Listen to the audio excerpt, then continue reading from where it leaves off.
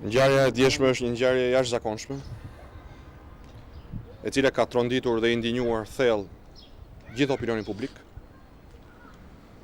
opozitën, por dhe partnerët ndërkombëtar. Nuk është, siç përpiqet të mashtrojë përsëri kryeministri, një operacion policor. I madh dhe i vogël, shqiptar dhe të huaj tashmë e dinë që avioni ka pasur avari. Pra, nuk e kanë kapur këta avionin.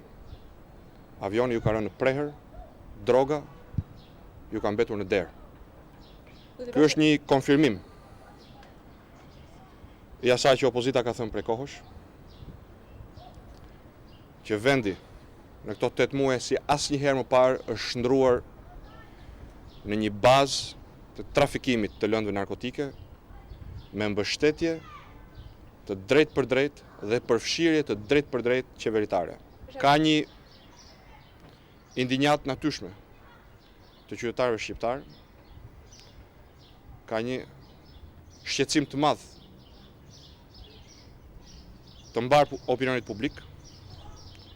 Sot unë kam mbledhur deputet Partisë Demokratike, kam qenë kontakt me faktorët të opozitës, me partnerë tanë, me përfaqësues të mendimit qytetar,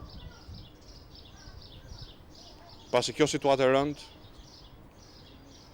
dramatike e vendit, është e papranueshme dhe kërkon përgjigje të menjëhershme. Një gjë mund ta themi me siguri, qeveria e Edi Ramës ka rënë. Moralisht, qeveria e Edi Ramës është rrëzuar.